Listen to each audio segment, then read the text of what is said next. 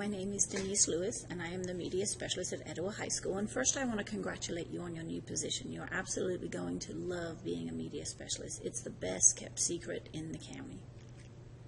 I want to take a few minutes out of your day to talk to you about library guides. They solidify your position as a curriculum specialist.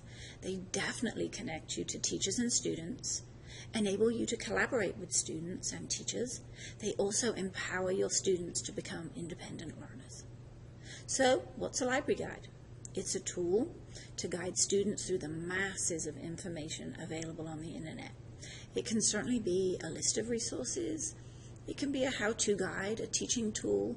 It can also be a teacher-media specialist collaboration tool.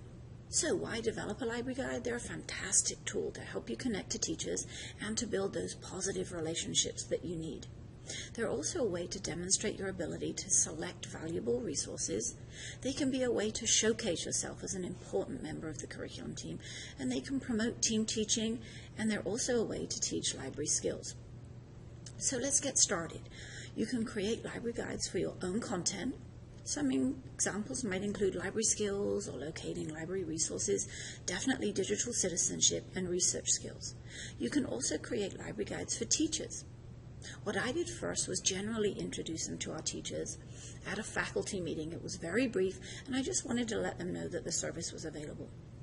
Then I wanted something more specific, so I was invited to go to department meetings and show teachers just how valuable they are in their content. I also showed them how the library guides could improve student achievement. Word spread quickly. So, a tip, develop a collaborative lesson plan so that you understand exactly what the teacher wants and they understand what you can give them. Also, leave plenty of time for you to complete the task. Now let's take a look at the steps to creating a successful library guide. Collaborating with teachers during the planning stage is important.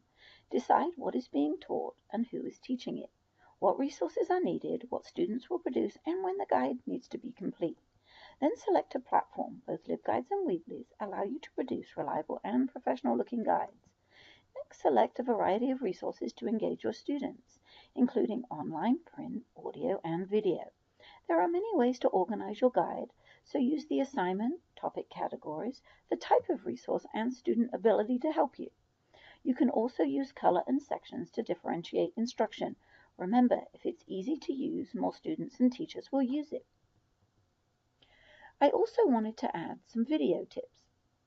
YouTube is an excellent resource but can be blocked by district filters.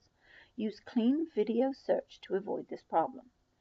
TeacherTube is another great resource, and Khan Academy. They both offer video tutorials and information and are especially useful for flipped classrooms. Next, test your links as a student and from school. Review the guide with your teachers and make changes. It's now time to publish and utilize your guide. Don't forget to reflect on your guide's successes and its weaknesses. Did it help improve student achievement? Finally, promote, promote, promote. Here are some useful resources to help you get started. Are you convinced yet that this is an essential service? Well, let me show you the kind of LibGuides that I create using the platform LibGuide. Our LibGuides do cost money. However, I find them to be very reliable, and they include something very important. They include usage statistics, and that can be a valuable way to promote your services, especially to your administrators. They definitely have a professional look. Okay, let's talk about how to find quality resources. I usually add databases that we subscribe to, like the Gale Virtual Library, Science in Context, if it's applicable, definitely Galileo. But lately I've also started including RefSeek. That makes academic information more accessible for students. I've also included SweetSearch, that's a search engine. That includes information that's already been vetted by research experts. The heart of every library guide is its resources. When evaluating websites, I use Iowa City Library's evaluation tool. It guides you to examine what type of site. Is it popular, scholarly, or maybe even sensational? The authority. Who is responsible for the site? Objectivity. What is the purpose of the site? Accuracy. Is the information accurate? Currency, when was the information written and posted?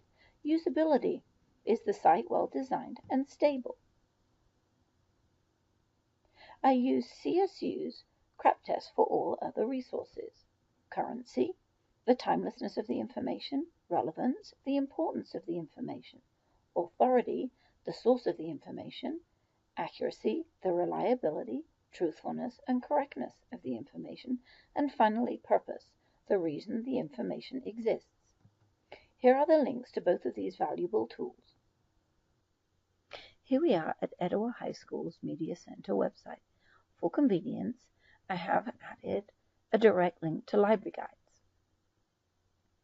This is a list of the library guides that I have created so far. They're in alphabetical order. Let's take a look at a library guide that I worked with a 10th grade teacher a few weeks ago. She's a lit teacher and her students are studying Shakespeare. The name of the library guide is Nature versus Nurture with regard to identical twins read separately. I keep all of the documents for this particular project over to the left so that students can easily access them. They include attribution to the Creative Commons images they need for their product, the actual product, a poster template, and some rubrics. All the way over to the left, color-coded in yellow, are Etowah High School's databases. I included opposing viewpoints and science in context for this particular project because they were appropriate. In the middle, I start off with Galileo, and then I included Britannica High School version, A Wealth of Knowledge, the Library of Congress, and then, as I mentioned earlier, I also added RefSeek and SWISearch for this particular project. Live Science was also another one I found that I thought was interesting for students and could definitely help them with their product. Over to the right, I'm reminding students that they need passwords to get to all of the color-coded yellow databases.